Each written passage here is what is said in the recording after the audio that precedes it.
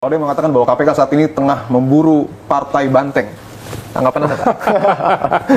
Iya, kalau ada sampai pernyataan seperti itu, saya yakin itu adalah mungkin hanya pernyataan segelintir orang saja. Oke. Selain dibanjiri dengan apresiasi, Pak, tetapi KPK juga saat ini menghadapi tudingan politisasi. Yang paling kencang tentu berhembus dari Partai Demokrasi Indonesia Perjuangan. Iya. Ada tim hukum yang kemudian menyebutkan bahwa KPK tidak memiliki bukti baru. Prosesnya ini kan bukan baru kemarin. Penyidik juga kembali lagi ke peristiwa di 2020, mengkaitkan dengan peristiwa tersebut, ya, artinya mereka bedah berkas lagi, dokumen semuanya, dan dilihat materi perkaranya seperti apa.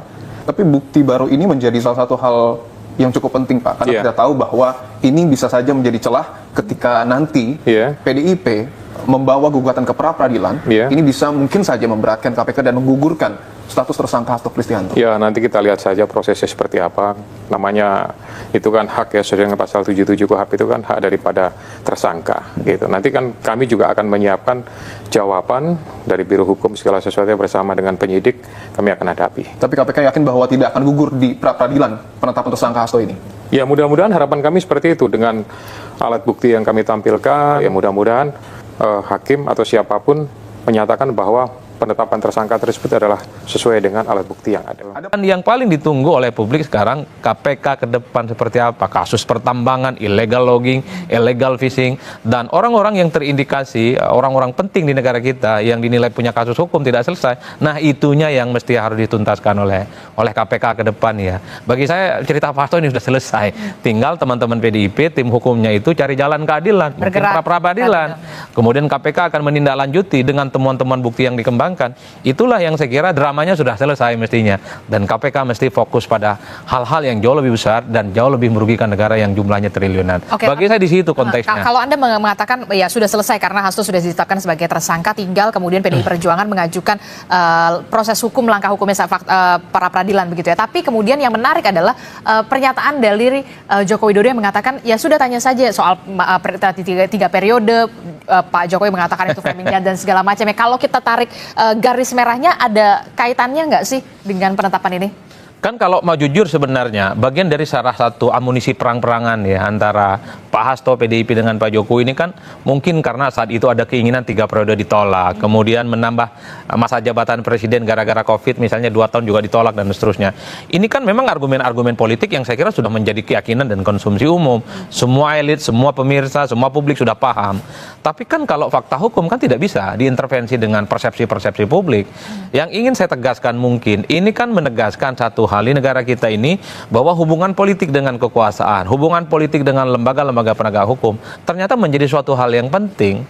Oleh karena itu, kalau apa yang terjadi pada Pak Hasto ini adalah ada persoalan politik, ini kan menunjukkan bahwa sebenarnya persoalan-persoalan hukum begitu banyak terjadi, tapi karena dia punya jaring pengaman kekuasaan, punya jaring kekuatan hukum di dalam, dia dibiarkan dan aman. Kan nggak elok kita melihat bagaimana penegakan hukum kita ke depan. Oleh karena itu, kalau saya menantang, sudahlah, kasus Pak Hasto ini sudah selesai. Ayo yang lain. Ada tidak elit-elit yang disangkut pautkan dengan kebijakan-kebijakan yang dinilai merugikan negara selama ini? Bisa tidak KPK itu menindaklanjuti?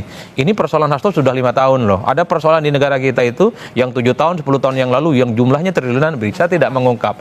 Teman-teman, memang sangat menarik apa yang disampaikan oleh pengamat politik yaitu Adi Prayitno, mengatakan bahwa untuk kasus Hasto ini, ya memang kita apresiasi KPK di dalam hal ini, ya, berani mengungkap sekelas Sekjen PDI Perjuangan.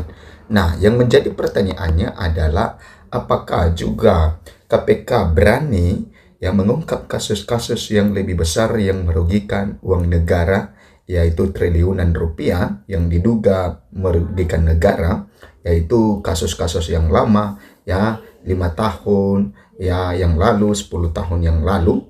Apakah KPK punya nyali di dalam hal itu untuk mengungkap kasus-kasus seperti itu?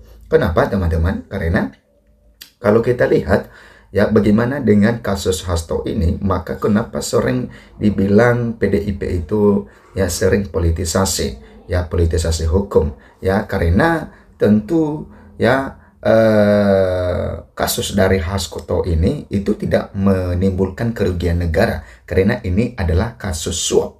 Nah, yang dipersoalkan adalah memang untuk membereskan ya baik itu kasus suap maupun kasus-kasus yang lain, KPK kita memberikan apresiasi. Tetapi kalau hanya KPK berhenti di kasus Hasto ini, tidak mengungkap kasus-kasus yang lain, sibuk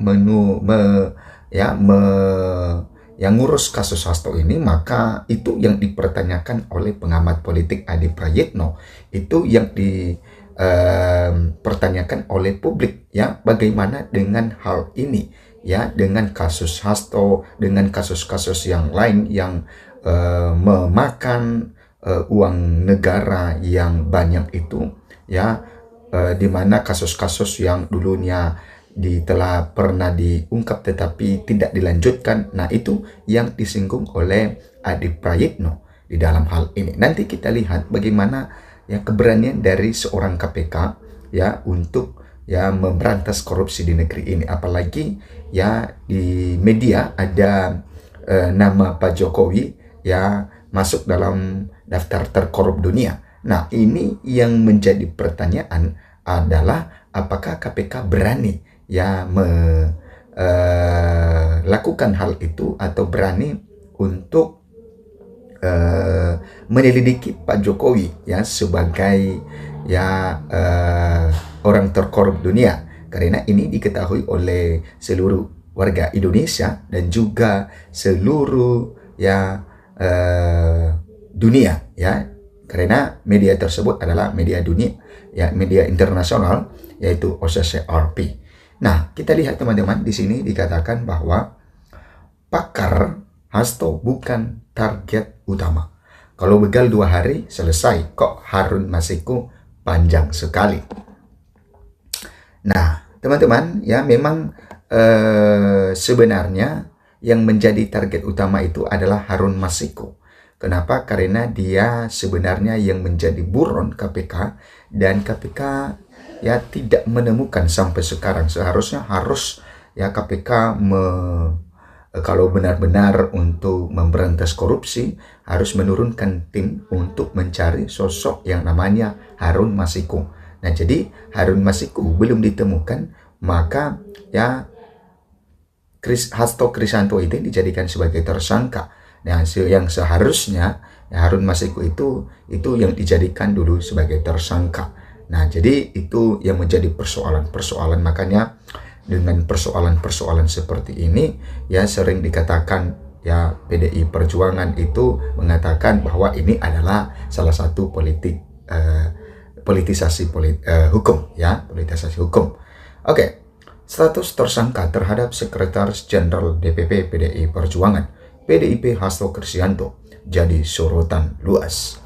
Muncul spekulasi Komisi Pemberantasan Korupsi KPK melakukan politisasi hukum terhadap Hasto. Nah, ini yang muncul spekulasi teman-teman ya di tengah-tengah masyarakat, di publik juga, bahwa KPK melakukan politisasi hukum terhadap Hasto. Nanti akan dijawab oleh KPK ini kalau misalnya dia punya kasus yang lain atau mengungkap kasus yang lain lebih besar, maka baru diangkat jempol bahwa KPK benar-benar menjalankan tugasnya dengan baik ya.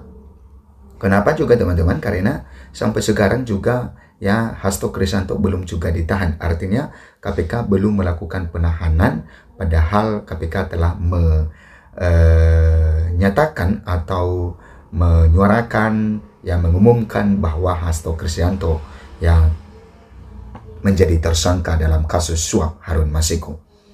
Terkait itu, pakar politik yaitu Adi Prayitno menganalisa setiap kasus hukum yang terjadi pada elit partai menimbulkan 2 distingsi, yakni dugaan adanya politisasi dan murni proses hukum. Nah, ini ada 2 yang diduga oleh Hasto menimbulkan 2 distingsi, yaitu adanya politisasi hukum dan juga murni proses hukum. Nah, murni proses hukum itu kalau misalnya KPK nantinya mengungkap kasus-kasus yang besar yang diduga merugikan uang negara. Dia menyinggung Harun Masiku yang sudah jadi tersangka dan buron KPK selama hampir 5 tahun. Namun, menurut dia, dalam dinamika politiknya, kasus Harun Masiku selalu ditempel dengan Hasto. Ia menyebut misalnya saat Hasto bersuara kritis dalam momen Pilpres dan Pilkada terhadap pihak tertentu, maka muncul lagi isu terkait Harun Masiku. Argumen-argumen yang semacam ini sepertinya selalu ditempelkan bahwa kasus Hasto ini itu lebih kental nuansa politisnya, kata Adi dalam Apa Kabar Indonesia Pagi TV One yang dikutip FIFA pada Kamis 26 Desember 2024. Kemudian Adi juga tak menafikan kasus Harun Masiku yang sudah menggantung hampir 5 tahun itu menyeret nama Hasto. Tapi ia heran dengan KPK yang baru saat ini menetapkan status Hasto sebagai tersangka. Dalam konteks nama-namanya yang dikira punya kontribusi, dinilai punya andil dalam suap yang sebenarnya jumlahnya tak terlampau banyak. Apalagi ini kan kasusnya cukup lama. 5 tahun, tapi kenapa baru saat ini jelas adil? Nah, kalau memang sejak awal ada indikasi keterlibatan orang penting di PDIP, kenapa ini tidak dari awal ini dipanggil? Lanjut dia. Nah, kemudian pun dia menyoroti KPK saat ini seperti berbeda dalam mengumumkan kasus korupsi.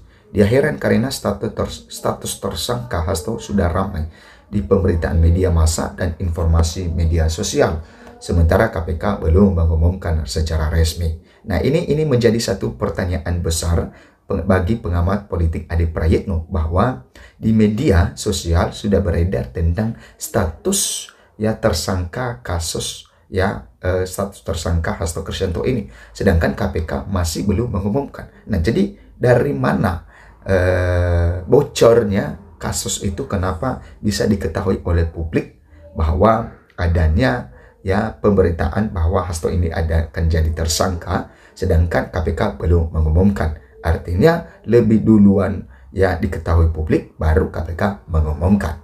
Nah, itu menjadi satu pertanyaan publik dan juga pengamat Adi Prayitno. Sementara KPK belum mengumumkan secara resmi. Ia heran dengan KPK karena saat dikonfirmasi awak media, pihak lembaga anti rasuah itu melalui jubir juga belum bisa membenarkan perihal status Hasto tersangka. Kemudian ini ramai dulu di media. TV One medsos nyebut bahwa Hasto itu sudah jadi tersangka. Kawan-kawan KPK ketika ditanya masih dicek dulu ini barang apakah ada. Termasuk kawan-kawan PDIP misalnya menyebut belum mendengar secara langsung, ujar pendiri Lembaga Survei Parameter Indonesia PPI itu. Nah, lebih lanjut dia berargumen bahwa Hasto bukanlah target utama dalam kasus tersebut, padahal Harun Masiku yang mestinya jadi target utama ternyata masih buron hampir 5 tahun. Nah, itu teman-teman mengenai kasus Hasto ini, dan tentu kita menginginkan supaya KPK terus membongkar kasus-kasus, bukan hanya sebatas kasus Hasto ini, tetapi kasus-kasus yang lebih besar, yang merugikan, yang menduga merugikan uang negara itu akan dibongkar. Sampai jumpa di video berikutnya.